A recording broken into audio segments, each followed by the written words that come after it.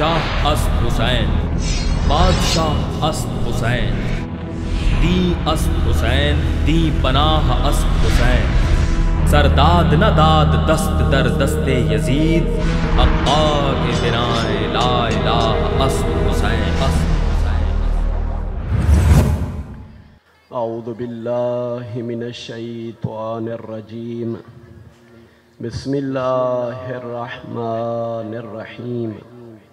الحمدللہ الذی لا یبلغ مدحتہ القائلون ولا یحصی نعماءہ العادون ولا یؤدی حقہ المجتہدون، الذی لا یدرکہ بعد الہمم ولا ینالہ غوث الفتن، الذی لیس لصفتہ حد محدود ولا نعت موجود ولا وقت معدود ولا اجل ممدود، فطر الخلائق بقدرتہ ونشر الریاح برحمتہ وابتدى بالسکور میدان ارضہ، والصلاة والسلام على اشرف الانبیاء والمرسلین وسیدنا ومولانا ومولا الکونین جد الحسن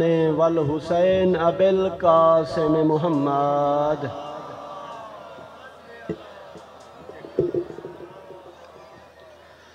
وآلہ الطیبین الطاہرین المعصومین المنتجبین الذین اذہب اللہ عنہم الرجس وطہرہم تطہیرا۔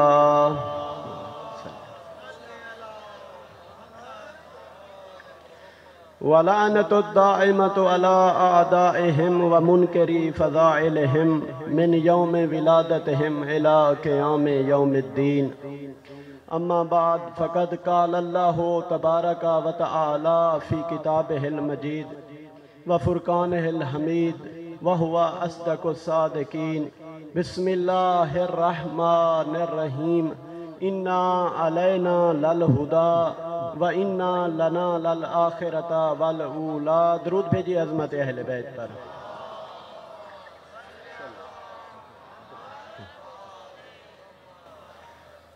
معزز سامعین، دعا ہے اللہ رب العزت کی بارگاہ میں کہ وہ زرداری برادران کا یہ صف ادا بچھایا اپنی بارگاہ میں قبول فرمائے، بالخصوص حاجی علی حسن زرداری اور محمد حسن زرداری، عاشق حسین زرداری، پروردگار ان کی توفیقات خیر میں اضافہ فرمائے اور ان کی نسل در نسل یہ صف ادا بچھانے کی توفیق عطا فرمائے۔ اللہ رب العزت ان کو صحت و سلامتی کے ساتھ لمبی زندگی عطا فرمائے تاکہ یہ مولا کا فرش ادا بچھاتے رہیں۔ اللہ رب العزت اس خانوادے کے مرحومین کے درجات عالی سے متعالی فرمائے۔ دعا ہے پروردگار آپ سب مومنین کا اس مقدس بارگاہ میں چل کے آنا اپنی بارگاہ میں قبول فرمائے۔ جو مومنین پریشان حال ہیں اللہ رب العزت ان کی پریشانیاں دور فرمائے۔ جو بے گناہ قیدی ہیں پروردگار تجھے واسطہ آل محمد کی بے گناہ قید کا انہیں قید سے رہائی عطا فرما۔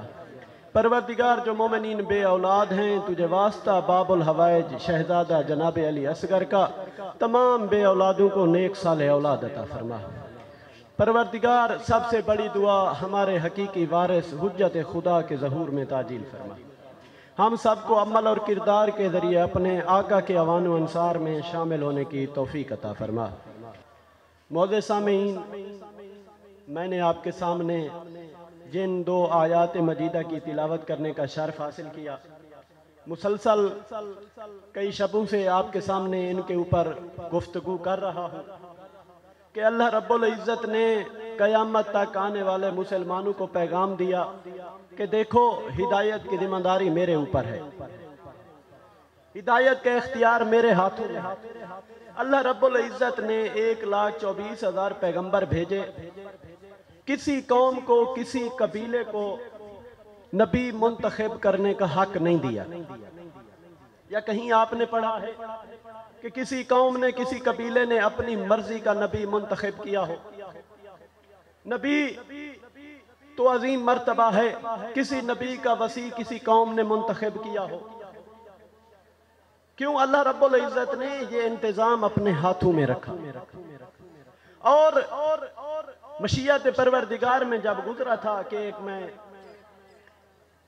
تخلیق کروں، تو اللہ رب العزت نے شروع میں ہی دو عہدے خلق فرمائے تھے کہ میں پہلے نبی بھیجوں گا پھر امام بھیجوں گا، پہلے نبی بھیجوں گا پھر امام بھیجوں گا، پہلے نبوت کا سلسلہ پھر امامت کا سلسلہ۔ اب اس پروردگار نے سب سے پہلے جو نبی بھیجا وہ ہادی بنا کر بھیجا، ائمہ بھی ہادی، نبی بھی ہادی، مگر اس پروردگار نے جو پہلا نبی بھیجا، جو انتظام اس کی تخلیق کے لیے کیا، وہ باقی انبیاء کی تخلیق میں ہمیں نظر نہیں آتا۔ ایسا ہے کہ نہیں؟ جو اہتمام قرآن بتاتا ہے خلقت آدم کے متعلق، وہ کسی اور نبی کے متعلق ہمیں نہیں ملتا، کہ اللہ رب العزت نے جس طرح آدم کی تخلیق میں انتظام کیا، باقی کسی نبی کی تخلیق میں اتنا انتظام ہمیں قرآن میں نہیں ملتا۔ اور یہی وجہ ہے کہ اس پروردگار نے جو انتظام پہلے امام کی ولادت کے لیے کیا، پہلے امام کی خلقت کے لیے کیا، وہ باقی ائمہ کی خلقت میں نہیں ملتا۔ ایسا ہے کہ نہیں؟ یقیناً یہ تمام اس کے نمائندے ہیں، اس کی طرف سے ہادی ہیں۔ اللہ رب العزت نے باقی انبیاء کی، باقی ائمہ کی خلقت کے انتظام کو ذکر اس لیے نہیں کیا کہ میں نے جب نبوت میں پہلے نبی کی خلقت کو ذکر کر دیا تو آگے آپ لوگوں نے اندازہ لگانا ہے کہ میں نبوت کی تخلیق میں ایک خاص انتظام کرتا ہوں، اور پہلے امام کی خلقت میں اللہ رب العزت نے ایک خاص اہتمام کیا، جیسے اللہ رب العزت نے امامت کی انفرادیت کو ذکر کیا۔ وہاں پہلے نبی کی نبوت کہ جسے پہلا نبی بنایا، اس کی ولادت کے لیے خاص اہتمام ذکر کیا تاکہ نبوت کی انفرادیت ظاہر ہو جائے۔ اللہ رب العزت نے نبوت کے سلسلے میں 1,24,000 نبی بھیجے، سوائے جناب آدم کے اللہ نے کسی نبی کو ملائکہ سے سجدہ نہیں کرایا۔ اور امامت کے سلسلے میں اللہ نے 12 ائمہ جو قرار دیے، 12 ائمہ جو بنائے، سوائے علی ابن ابی طالب کے کسی امام کو کعبہ میں پیدا نہیں کیا،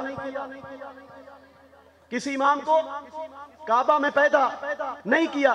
وہاں فقط آدم کے لیے اہتمام، یہاں فقط پہلے امام کے لیے، آدم پہلے نبی، علی پہلے امام، اس کے لیے بھی اہتمام، علی کے لیے بھی اہتمام۔ یہاں سے اندازہ لگانا ہے کہ اللہ سب کے لیے اہتمام کرتا ہے، مگر نبوت کے سلسلے میں اس نے فقط سجدہ کرایا ملائکہ سے تو آدم کو، باقی کسی نبی کو ملائکہ سے سجدہ نہیں کرایا۔ اور امامت کے سلسلے میں علی کو فقط کعبے میں پیدا کیا، باقی کسی امام کو کعبے میں پیدا نہیں کیا۔ وجہ کیا ہے؟ کہ اللہ رب العزت نے جناب آدم کو اپنا پہلا خلیفہ بنایا،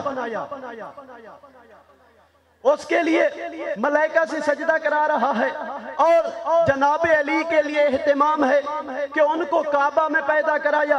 اللہ رب العزت سمجھانا یہ چاہتا ہے کہ دیکھو آدم میرا پہلا خلیفہ ہے، علی میرا چوتھا خلیفہ ہے، تو لہذا نہ آدم بندو کا بنایا ہوا ہے نہ علی بندو کا بنایا ہوا ہے۔ کیوں؟ اللہ رب العزت نے اعلان کر دیا کہ دیکھو آدم بھی خلیفۃ اللہ، علی بھی خلیفۃ اللہ۔ علی کو مسلمانوں نے نہیں بنایا، میں اللہ نے بنایا۔ آپ کہیں گے کہ مولانا آپ نے تو کہا چوتھا خلیفہ، کیوں اللہ نے پہلا خلیفہ بنایا آدم کو؟ یہ میں نہیں کہہ رہا، یہ مولا خود فرماتے ہیں کہ میں چوتھا خلیفہ ہوں۔ لوگوں نے، چاہنے والوں نے تعجب سے سوال کیا مولا کیسے؟ ہم تو آپ کو پہلا خلیفہ مانتے ہیں، ہم تو بلا فاصل خلیفہ مانتے ہیں۔ تو مولا فرماتے ہیں جس طرح تم چوتھا مانتے ہو اس طرح نہیں، جس ترتیب سے اللہ نے بنایا میں اس ترتیب میں چاہتا ہوں۔ سوال کیا ماننے والوں نے، چاہنے والوں نے کہ مولا کیسے؟ تو مولا فرماتے ہیں اللہ نے پہلا خلیفہ بنایا آدم کو، دوسرا خلیفہ بنایا داؤد کو، تیسرا خلیفہ بنایا ہارون کو، چوتھا خلیفہ میں ہوں۔ اور مولا یہ بتانا چاہتے ہیں کہ دیکھو وہ بھی اللہ کی طرف سے تھے، میں بھی اللہ کی طرف سے ہوں، کہ کہیں لوگ یہ نہ سمجھیں کہ خلیفے یا وسیع امام بنانے کا حق مسلمانوں کے پاس ہے، لوگوں کے پاس ہے۔ یا توجہ فرمائی آپ نے۔ اسی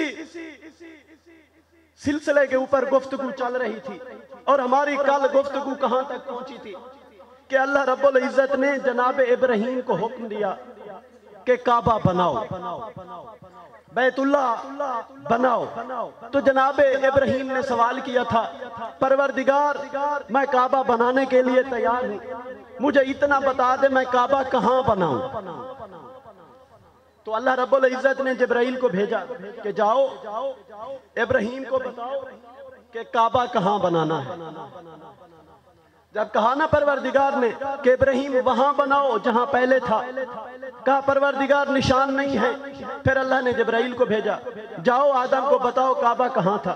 اب جبرائیل آئے، اس نے نشان لگائے، لکیریں لگائیں کہ یہاں پر کعبہ تھا، یہاں پر آپ نے کعبہ بنانا ہے، یہاں پر کیا بنانا ہے؟ بیت اللہ بنانا ہے، یہاں پر بیت بنانا ہے۔ اب ابراہیم سوال کر رہے ہیں کہ کہاں بنانا ہے، جبرائیل کہہ رہے ہیں کہ بیت یہاں بنانا ہے۔ توجہ ہے کہ بیت کہاں بنانا ہے؟ جبرائیل بتا رہا ہے کہ یا نبی اللہ، یا خلیل اللہ، بیت یہاں پر بنانا ہے۔ پوچھنے والا نبی ہے، بتانے والا جبرائیل ہے۔ تاریخ میں ایک وقت ایسا بھی گزرا کہ جس سے نبی پوچھتے تھے، جس سے انبیاء پوچھتے تھے، وہی جبرائیل سوال کر رہا ہے۔ جب چادر کے نیچے 5 نور آئے، کہتا ہے پروردگار چادر کے نیچے کون ہے؟ کہ پروردگار چادر کے نیچے کون ہے؟ تو اللہ رب العزت نے کیا ارشاد فرمایا؟ ہم اہل بیت النبوہ و معدن الرسالہ، یہ نبوت کے اہل بیت ہیں، یہ رسالت کی کانیں ہیں۔ اب سوال یہ پیدا ہوتا ہے کہ دیکھیں جناب ابراہیم نے پوچھا جبرائیل سے کہ بیت کہاں بنانا ہے، جناب جبرائیل نے بتایا بیت یہاں بنانا ہے، اور یہاں جبرائیل پوچھ رہا ہے اللہ سے کہ پروردگار چادر کے نیچے کون کون ہے؟ تو اس وقت جناب جبرائیل کے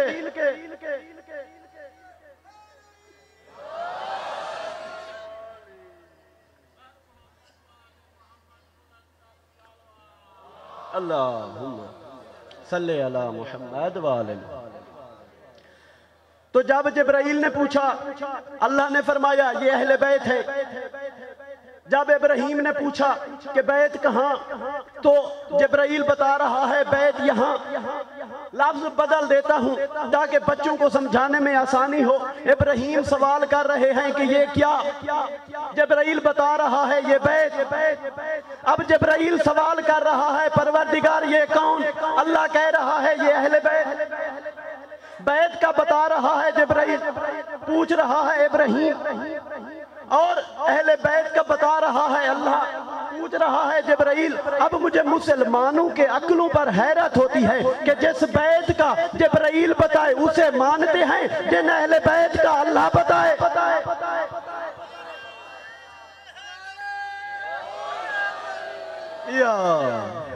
توجہ فرمائیے کہ بیت کا جبرائیل نے بتایا کہ یہاں بیت، مسلمان مانتے ہیں، لیکن اہل بیت کا کون بتا رہا ہے؟ اللہ بتا رہا ہے کہ یہ اہل بیت ہے۔ اور تعارف کیسے کرایا اللہ نے کہ ہم فاطمہ و ابوہا و بالوہا و بنوہا۔ حدیث قصہ آپ پڑھتے ہیں، یہاں مجلس سے پہلے بھی سنتے ہیں، تو اللہ تعارف کرا رہا ہے کہ یہ فاطمہ ہے، یہ ان کے بابا ہیں، یہ ان کے شوہر علی ہیں، یہ ان کے بچے حسن حسین ہیں۔ پروردگار تو نے سب سے زیادہ عظیم شخصیت محمد مصطفیٰ کو بنایا، تو تو نے محمد کے ذریعے تعارف کیوں نہیں کرایا؟ آپ سے کوئی اگر پوچھے تو آپ مردوں کے ذریعے تعارف کراتے ہیں، پروردگار محمد جیسا نبی موجود ہے تو فرما دیتا کہ یہ محمد ہیں، ان کی بیٹی فاطمہ ہے، ان کے آپ کے داماد محمد کے داماد علی ہیں، اور محمد کے نواسے حسن حسین ہیں، تو پروردگار نے یہ تعارف نہیں کرایا علی جیسا امام موجود ہے، تعارف نہیں کرایا کہ علی ہیں، ان کی بیوی فاطمہ ہیں، ان کے بچے حسنین ہیں، ان کے سسر محمد ہیں، نہیں، نہ حسنین کے ذریعے تعارف، نہ محمد مصطفیٰ کے ذریعے تعارف، نہ علی کے ذریعے تعارف۔ پروردگار وجہ کیا ہے کہ تو فاطمہ کے ذریعے تعارف کرا رہا ہے؟ تو آواز پروردگار آئے گی، میں بتانا چاہتا ہوں، تو نے میرے لفظوں پر غور نہیں کیا، میں نے کہا یہ نبوت کے اہل بیت ہیں،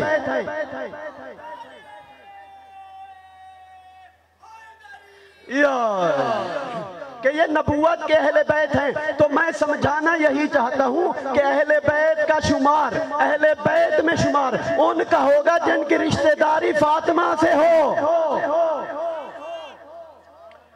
کہ جن کی رشتہ داری فاطمہ سے ہو۔ میں نے کہا نبوت کے اہل بیت، نبوت کے اہل بیت ہونے کے لیے رشتہ داری کا ہونا فاطمہ سے ضروری ہے، کسی اور سے نہیں، نبی سے نہیں۔ کیوں؟ نبی کو تو لوگ آئیں گے منت کر کے بھی رشتے دیں گے، تو میں کس کس کو اہل بیت میں شامل کروں؟ جو نبوت کے اہل بیت ہیں یہی ہیں۔ اب کیا وجہ ہے؟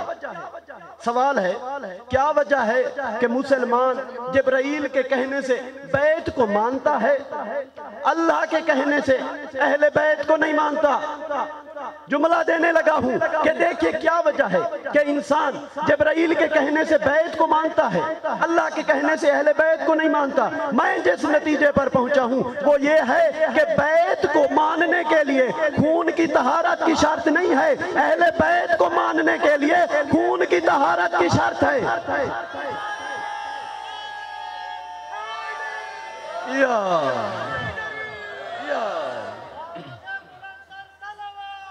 اللہم صلی علی محمد وآل محمد، سلامت رہیں سے۔ توجہ فرمائی آپ نے کہ اہل بیت کو ماننے کے لیے ماں کا نیک ہونا، باپ کا ایک ہونا شرط ہے۔ اہل بیت کو ماننے کے لیے ضروری ہے کہ خون پاک ہو۔ کیوں؟ جو ابھی تک نہیں جاگے ان کے لیے جملہ عرض کرنا چاہتا ہوں، کیونکہ علی کی محبت نجس خیموں میں قیام نہیں کرتی، علی کی محبت وہاں ٹھہرتی ہے جہاں طہارت ہو۔ اب اس سے ایک منزل آگے بڑھتے ہیں کہ دیکھیے بیت بنا رہا ہے ابراہیم، ساتھ ہیں حضرت اسماعیل۔ کل آپ کے سامنے عرض کیا تھا کہ جناب ابراہیم نے اس گھر کو بنانے میں امت کو شامل کیوں نہیں کیا؟ کیوں صحرا میں سورج کی تپش پر دو نبی کام کر رہے ہیں، امت سے مدد نہیں لے رہے؟ کیوں؟ اس گھر میں علی نے آنا ہے، لہذا اسے غیر معصوم ہاتھ نہ لگائے گا، کہ اس گھر کی بنا میں غیر معصوم کا ہاتھ نہیں آئے گا۔ کیوں؟ اس گھر میں علی نے آنا ہے۔ تو کل جملہ عرض کیا تھا، آج دوسرا جملہ آپ کی خدمت میں کہ دیکھیے اللہ جب اس گھر کی بنا میں غیر معصوم کا ہاتھ نہیں آنے دیتا، کہ جس گھر میں علی نے 3 دن کے لیے آنا ہے، لفظ بدل دیتا ہوں کہ جس علی نے جس گھر میں آنا ہے اسے بیت اللہ کہتے ہیں، کہ جس بیت اللہ میں علی آ رہا ہے، یعنی علی کہاں پیدا ہوئے؟ بیت اللہ میں پیدا ہوئے۔ تو میرا آپ سے سوال ہے کہ جس علی کے زچے خانے کو ابراہیم جیسا نبی تعمیر کرے، اس علی کی کفالت کرنے والے کا کیا معیار ہوگا؟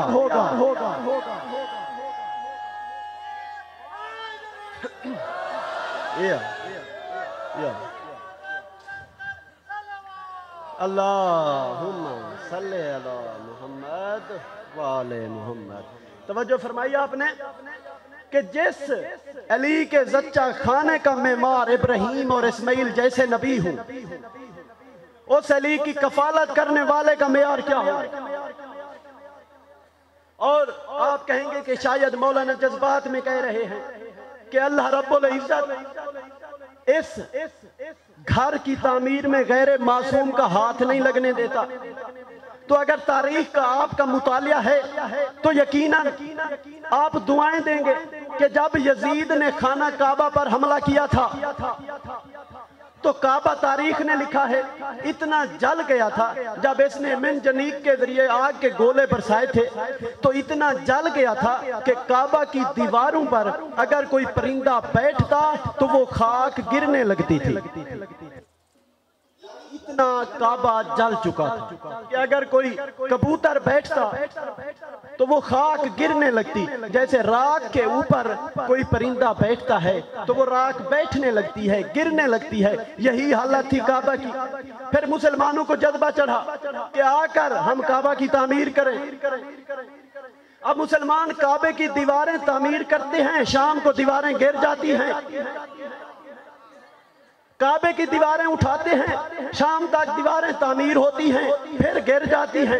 مسلمان پریشان ہے کہ اب ہم کیا کریں، خدا کا گھر کیسے بنائیں؟ کیوں یہ وہ گھر ہے جسے معصوم بنا سکتا ہے. اب میرے مولا سید سجاد آئے اور سید سجاد نے سب سے پہلے آتے ہی اعلان کیا کہ اس کعبہ کی بنیاد میں سے جس نے مٹی اٹھائی ہے پہلے واپس لائے.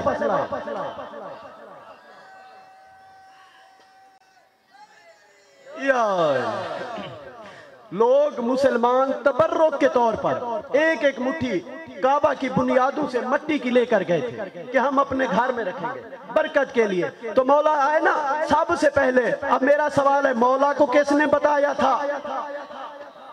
مولا آئے پہلے اعلان کیا کہ خبردار جن افراد نے جس جگہ سے مٹی اٹھائی ہے وہاں آ کر وہ مٹی رکھے. جب وہ مٹی آئی پھر مولا نے دیواریں تعمیر کی تو یہ کعبہ اپنی شکل میں آیا. اب آپ کہیں گے کہ فقط کعبہ کی مثال ایسی ہے کیونکہ میں نے آپ کے سامنے حجر اسود کا بھی ذکر کیا تھا. اب حجر اسود جو فرشتہ ہے جو پہچان رکھتا ہے کہ کس کے دل میں محبت علی ہے، کس کے دل میں بغض علی ہے، کون کس نیت سے آ رہا ہے، وہ سب دیکھ رہا ہے، وہ سب پہچان رہا ہے. یہی وجہ ہے کہ جب محمد حنفیہ کی خدمت میں مسلمان آئے تھے اور آ کر کہا تھا کہ آپ علی کے بیٹے ہیں، آپ امام ہیں، امام حسین کے بعد سید سجاد تو علی کے پوتے ہیں، وہ حسین کے بیٹے ہیں، آپ حسین کے بھائی ہیں، لہذا آپ امامت کا اعلان کریں، ہم اقرار کرتے ہیں. تو محمد حنفیہ نے لوگوں کو سمجھانے کے لیے یہ نہیں کہا کہ نہیں میں امام نہیں ہوں، کہا آئیں سید سجاد کے پاس چلتے ہیں. اب جناب محمد حنفیہ ان مسلمانوں کو لے کر سید سجاد کی خدمت میں آئے اور آ کر بڑا بہترین انداز میں جملہ کہا. کہتے ہیں کہ بھتیجے یہ کہتے ہیں میں امام ہوں. یہ نہیں کہا کہ میں کہتا ہوں میں امام ہوں، یہ کہتے ہیں میں امام ہوں. تو امام سجاد سمجھ گئے کہ میرے چچا انہیں سمجھانا چاہتے ہیں. کیوں اگر محمد حنفیہ انہیں کہہ دیتے کہ میں امام نہیں ہوں تو یہ میرے بھی مخالف ہو جاتے، میرے بھتیجے کے تو پہلے مخالف ہیں. کہا انہیں سمجھایا جائے، ان کی ہدایت کی جائے. اہل بیت کا طریقہ یہی ہے کہ جب کوئی ان کے در پر آ جائے تو ان کی کوشش ہوتی ہے اس کی ہدایت کی جائے. اب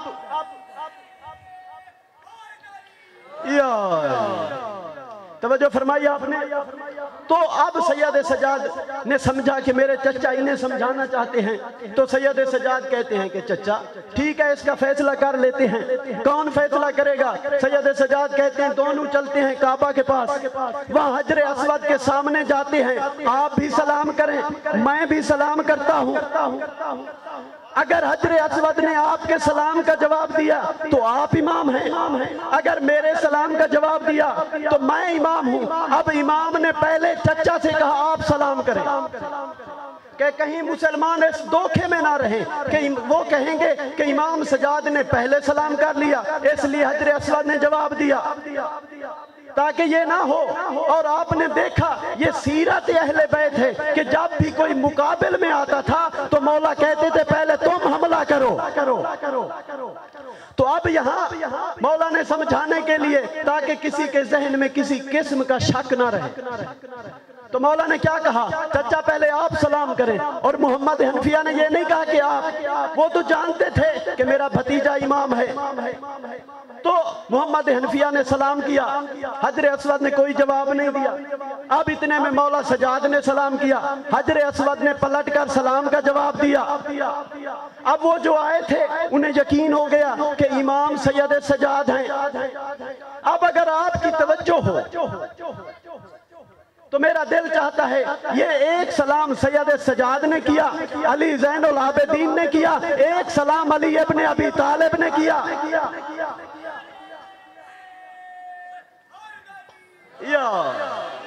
ایک سلام علی ابن ابی طالب نے کیا. وہ سلام انہوں نے حجر اسود کو نہیں کیا، سورج کو کیا. کہ سلمان محمدی روایت کرتے ہیں کہ جن کے متعلق آپ سنتے رہتے ہیں، السلمان منا اہل البیت. اچھا سلمان کو یہ لقب کیسے ملا، یہ انعام کیسے ملا کہ منا اہل البیت؟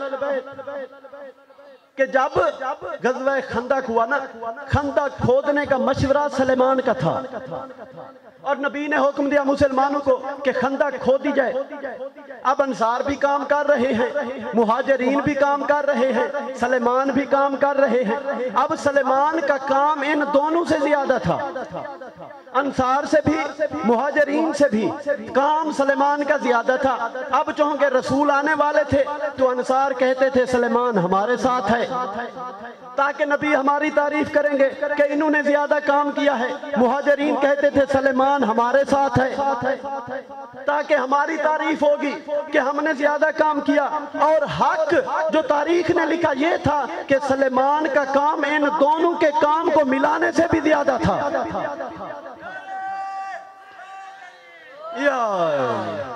توجہ فرمائی آپ نے کہ سلیمان کا کام ان دونوں سے زیادہ تھا. یعنی انصار اور مہاجرین مل کر جس کا مقابلہ نہ کر سکیں وہ سلیمان کام کے لحاظ سے. تو اب جب رسول خدا ہے دیکھا انصار کہتے ہیں سلیمان ہمارے ساتھ ہے، مہاجرین کہتے ہیں سلیمان ہمارے ساتھ ہے، سلیمان ہم میں سے ہے، تو رسول خدا فرماتے ہیں کہ خبردار السلیمان منا اہل البیت، کہ سلیمان ہم اہل بیت میں سے ہیں. تو میرا آپ سے سوال یہ ہے کہ دیکھیے سلیمان وہ ہے کہ جس کا کام کے لحاظ سے مقابلہ انصار اور مہاجرین مل کر نہ کر سکیں، اس کے لیے رسول کہہ رہے ہیں منا اہل البیت. تو اس حسین کی کیا شان ہوگی جس کے لیے کہیں حسین و منی.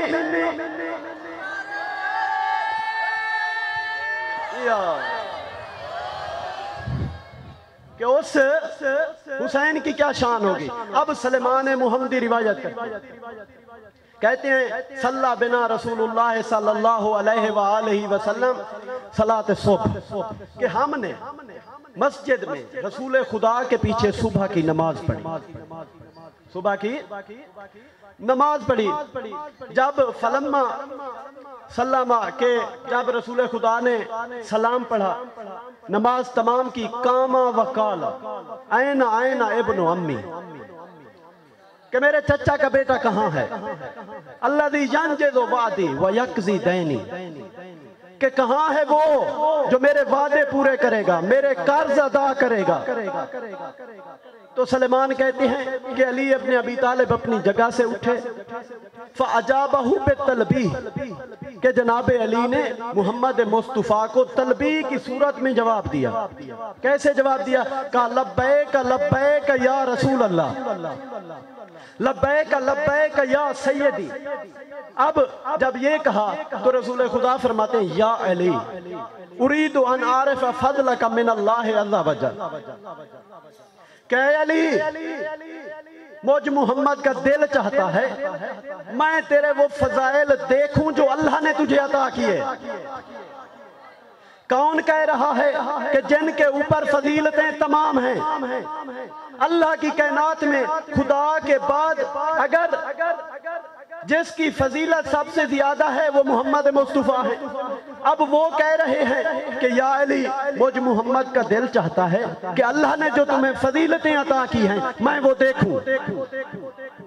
کیا آپ آمادہ ہیں؟ مولا فرماتے ہیں نام یا سیدی، بلا یا سیدی، یا رسول اللہ، نوکر حاضر خدمت ہے۔ تو رسول خدا فرماتے ہیں یا علی اخرج الی صحن المسجد، اے علی صحن مسجد میں چلے جاؤ۔ اب جب علی صحن مسجد میں آئے تو رسول خدا فرماتے ہیں صحن مسجد میں جاؤ، فَإِذَا طَلَعَتِ الشَّمْسُ فَكَلِّمْهَا حَتَّى تُكَلِّمُكَ، کہ علی جب سورج طلوع کرے نا تو سورج سے آپ نے اس وقت تک کلام کرنا ہے جب تک سورج تیرے کلام کا تجھے جواب نہ دے۔ یا توجہ فرمائی آپ نے، رسول خدا کیا ارشاد فرما رہے ہیں کہ اے علی اس وقت تک کلام کرنا ہے جب تک سورج تیرے کلام کا تجھے جواب نہ دے۔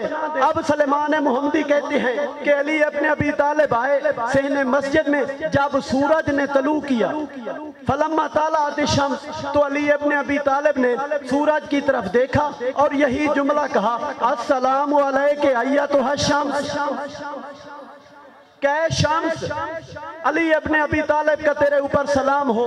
تو سلیمان کہتے ہیں ابھی علی کا سلام تمام ہوا تھا یا سورج پلٹ کر کہتا ہے وعلیک السلام یا اولو یا آخرو یا ظاہرو یا باطنو یا من ہوا بکل شیء علیم۔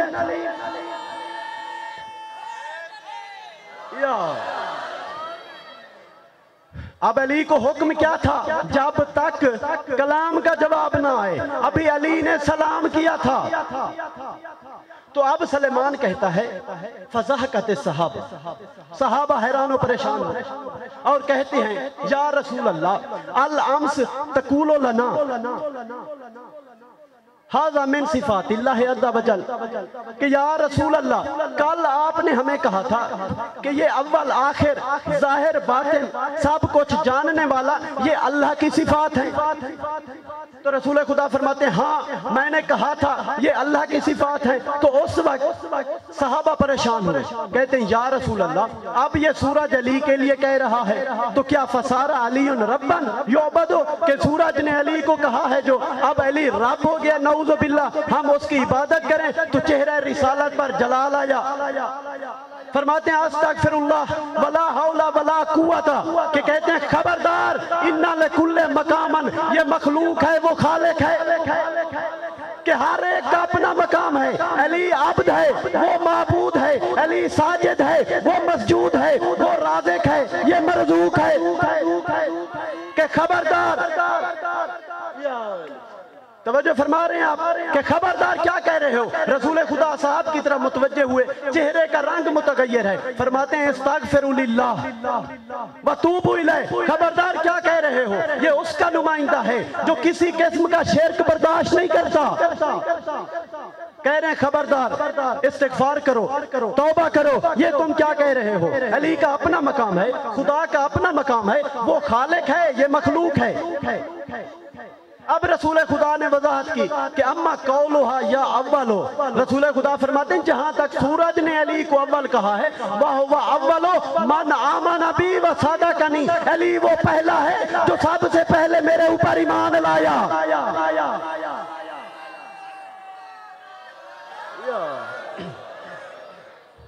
توجہ فرمائی آپ نے کہ علی وہ پہلا ہے جو میرے اوپر سب سے پہلے ایمان لایا، وصدقنی، کہ جب سب جھٹلا رہے تھے علی میری تصدیق کر رہا تھا۔ جہاں تک رسول خدا فرماتے ہیں سورج کا قول ہے یا آخرو، فرماتے ہیں وہ آخرو میں یوارینی و یلہدینی، علی وہ آخری ہوگا جو میری زیارت کرے گا۔ جملے بدل کے کہوں، رسول خدا کہنا یہ چاہتے ہیں جب تم حکومت بانٹ رہے ہوگے علی میری زیارت کر رہا ہوگا۔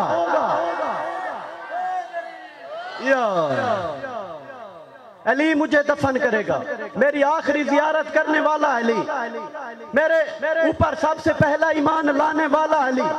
اب دیکھیں فرق دیکھیں، وہی لفظ ہیں، اگر اس کے نمائندے سے پوچھیں گے تو سمجھ آئیں گے۔ اب یہ کون لوگ ہیں جنہوں نے سورج کے کلام کو نہیں سمجھا؟ یہ وہ لوگ ہیں جو کہتے تھے حسبنا کتاب اللہ، کہ ہمارے لیے اللہ کی کتاب کافی ہے۔ تو خدا کی قسم مجھے آپ بتائیں جو سورج کے کلام کو نہ سمجھ سکے کیا سمجھے گا؟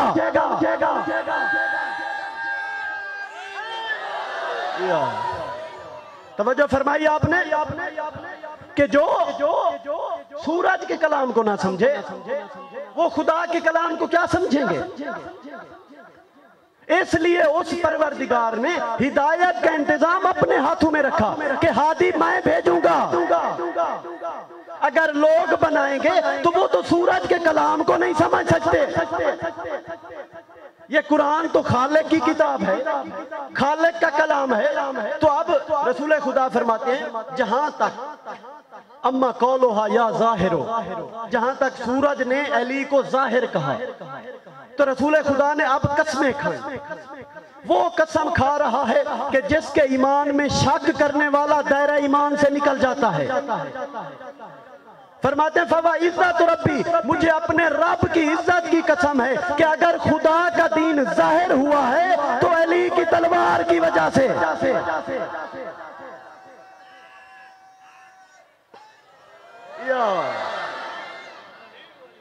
کہ اگر خدا کا دین ظاہر ہوا ہے تو علی کی تلوار کی وجہ سے۔ تو رسول خدا کہنا یہ چاہتے ہیں کہ دیکھو بہت سے ایسے مسلمان ہیں جنہوں نے علی کی تلوار کے خوف سے کلمہ پڑھا۔ اب رسول خدا فرماتے ہیں جہاں تک سورج کے اس قول کا تعلق ہے اما قولھا یا آخرو، کیا ہے آخر؟ تو رسول خدا فرماتے ہیں کہ علی وہ آخری ہوگا جو میری زیارت کرے گا، مجھے قبر میں اتارے گا۔ پھر بتایا اما قولھا یا ظاہرو کہ دین خدا ظاہر ہوا ہے تو علی کی تلوار کی وجہ سے۔ پھر فرماتے ہیں کہ اما قولھا یا باطنو، کہ جہاں تک سورج نے علی کو یا باطنو کہا ہے تو رسول خدا فرماتے ہیں کہ اللہ رب العزت نے علی کو وہ مقام دیا ہے کہ میرے باطن کی طینت کو علی کہتے ہیں۔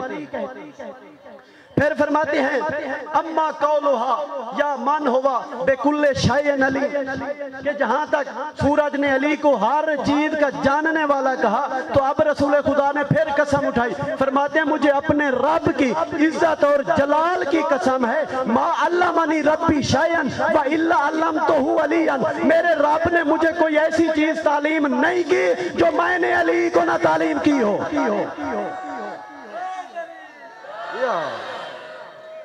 کہ مجھے جو کچھ میرے رب نے تعلیم دی ہے میں نے وہ علی کو دی ہے۔ اب یہ علی کا کمال ہے کہ ہر باپ سے 1000 باپ پیدا کیے۔ خدا کی قسم اتنا عظمت، اتنا فضیلت کہ رسول خدا خود کہتے ہیں یا علی اب واپس آؤ۔ مسجد کے صحن سے بلایا اور کہتے ہیں میرے اصحاب کے درمیان جاؤ اور فخر کرو۔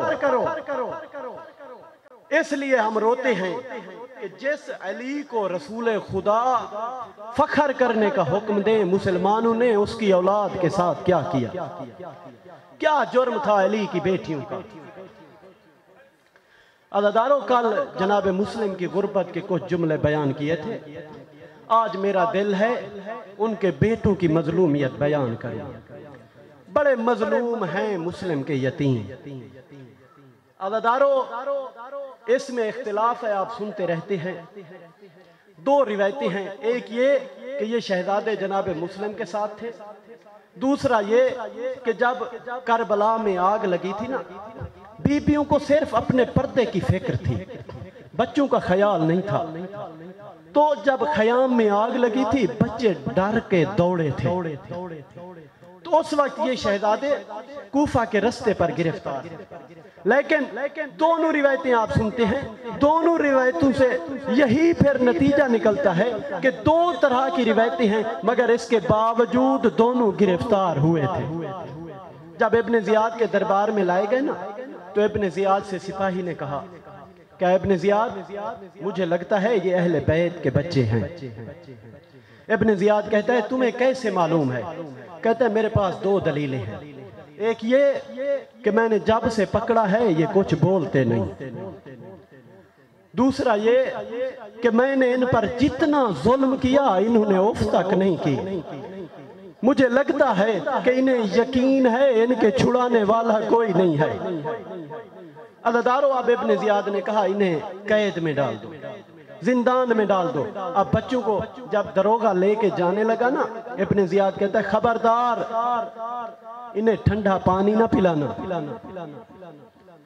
انہیں اچھا کھانا نہ دینا۔ اب بچے قید ہیں، ان کی غذا کیا ہے؟ روایت کے جملے ہیں کہ یہ بچے یصومان النہار و یقومان اللیل، کہ دونوں شہزادے دن کو روزہ رکھتے، رات کو عبادت کرتے۔ جو چھوٹی اولاد والے بیٹھے ہیں، ان شہزادوں کی عمر ایک کی 6 سال ہے، دوسرے کی 5 سال ہے۔ اگر آپ کا کبھی 6 سال کا بچہ روزہ رکھے تو آپ کیسے اہتمام کرتے ہیں؟ کس اہتمام سے اس کا روزہ آپ افطار کراتے ہیں؟ سنیں گے مسلم کے بچے کیسے روزہ افطار کرتے ہیں۔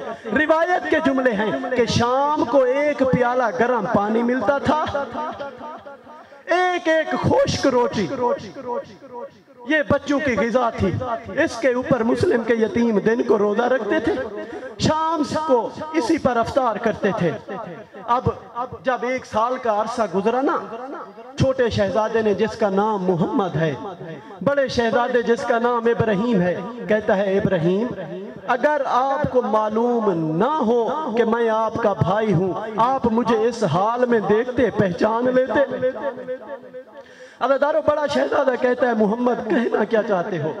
یہ شہزادہ کہتا ہے بھائی کپڑے وہی ہیں جو ماں نے پہنائے تھے، مٹی پر سو سو کر ہمارے چہروں کے رنگ تبدیل ہو چکے ہیں۔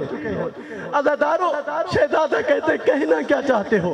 عزادارو یہ محمد کہتا ہے کیوں نہ آج ہم دروگے کو بتا دیں ہم کون ہیں۔ اتنا ڈرا ہوا تھا بڑا شہزادہ، کہتا ہے کہیں ایسا نہ ہو ظلم میں اضافہ کرے۔ عزادارو چھوٹا شہزادہ کہتا ہے پہلے کون سا ہمارے اوپر رحم ہوتا ہے۔ اب جب شام کو دروگہ آیا نا، اس نے کھانا دیا، گرم پانی دیا، شہزادوں نے نہ کھانا لیا نہ پانی لیا۔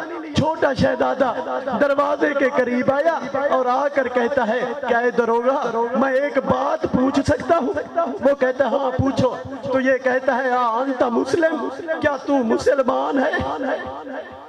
یہ کہتا ہے ہاں میں نبی کا کلمہ پڑھتا ہوں، میں محمد کا کلمہ پڑھتا ہوں۔ تو چھوٹا شہزادہ کہتا ہے پھر تو جعفر طیار کو بھی جانتا ہوگا۔ یہ کہتا ہے ہاں اللہ نے انہیں 2 پر عطا کیے ہیں، وہ جنت میں ملائکہ کے ساتھ پرواز کرتے ہیں۔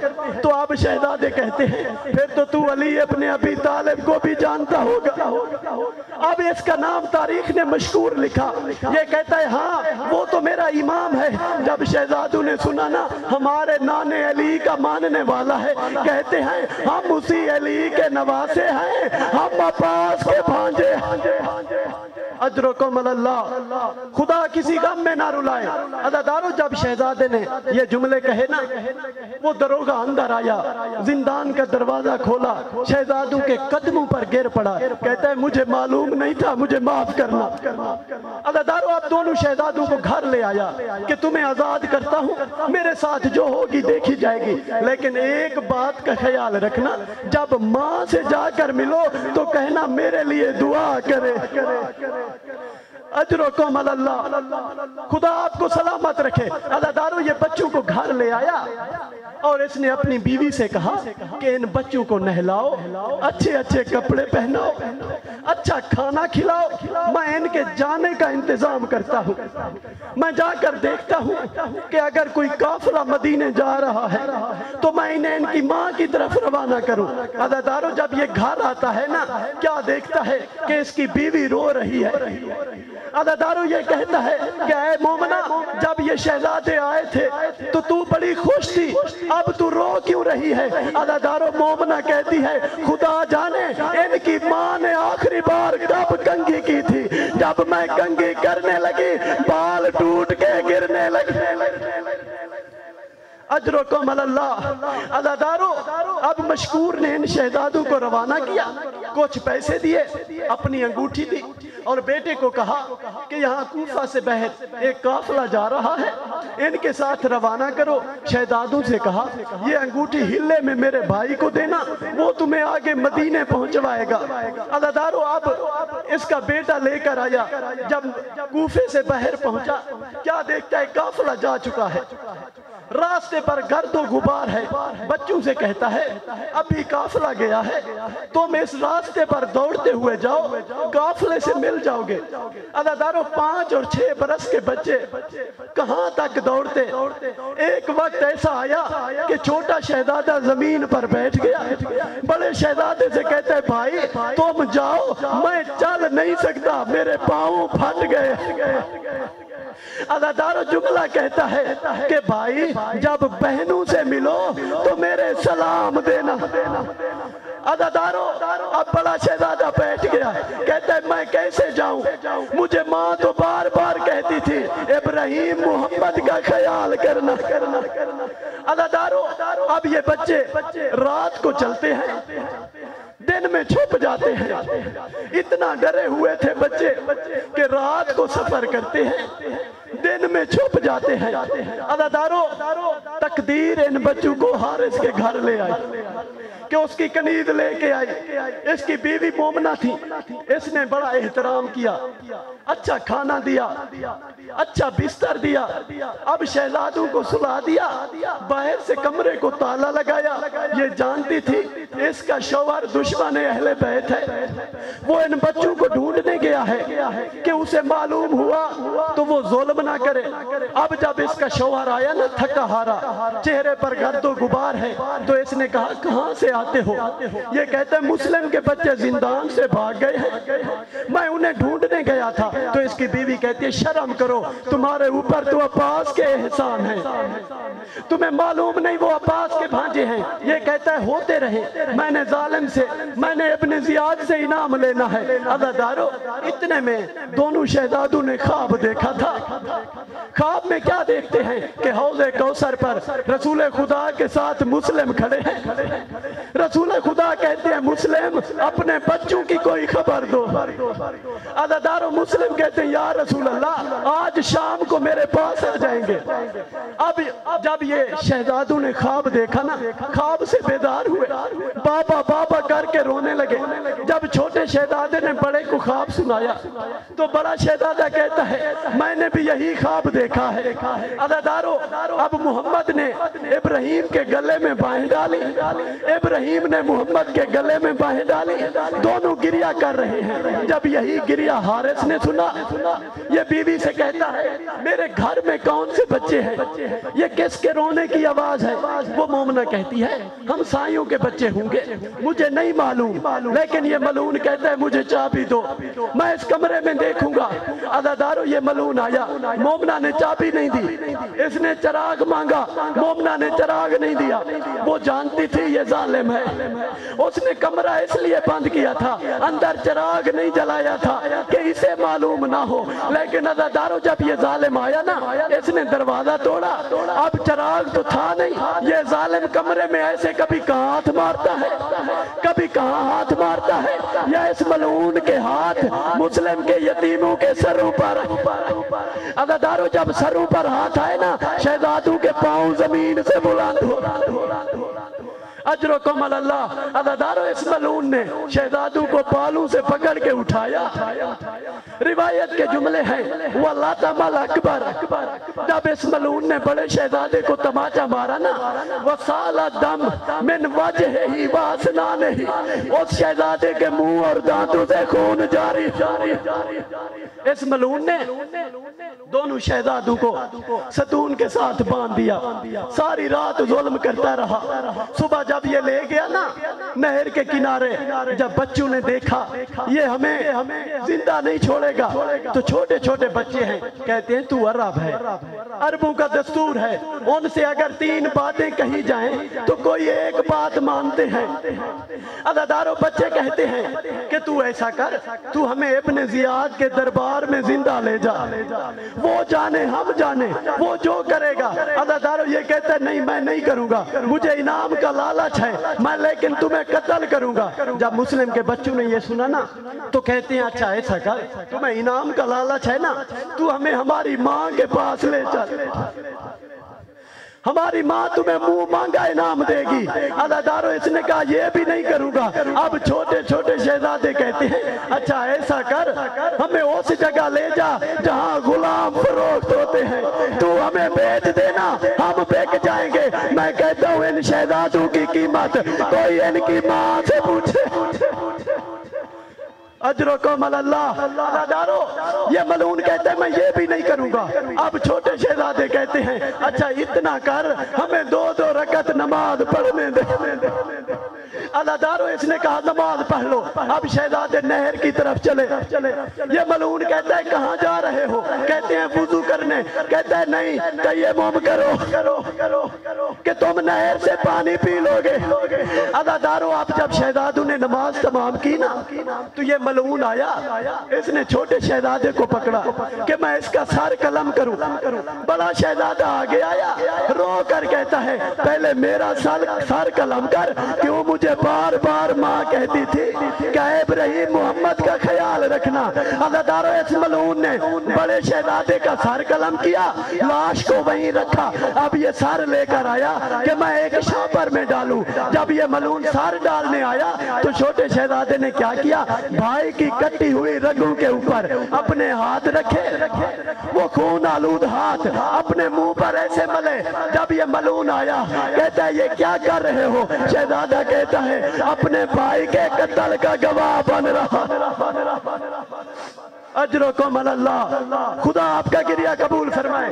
بس عزادارو اس ملعون نے چھوٹے شہزادے کا لاشا پانی میں پھینکا۔ اب اس نے بڑے شہزادے کو بالوں سے پکڑا کہ میں اس کا سر قلم کروں۔ عزادارو یا اس نے آواز دی کہ بھائی اکٹھے آئے تھے اکٹھے چلیں گے۔ اس شہزادے کا لاشا پانی میں رکا۔ عزادارو اس نے تلوار چلائی، شہزادے کا سر قلم ہوا۔ اس ملعون نے لاشا دریا میں پھینکا۔ اب دونوں شہزادے ایسے پائیں ملائی جیسے عاشور کے دن اکبر اور سجاد ملے تھے۔ شاہ اسد حسین، بادشاہ اسد حسین، دی اسد حسین، دی پناہ اسد حسین، سرداد نہ داد دست در دست یزید، حقا کے بنائے لا الہ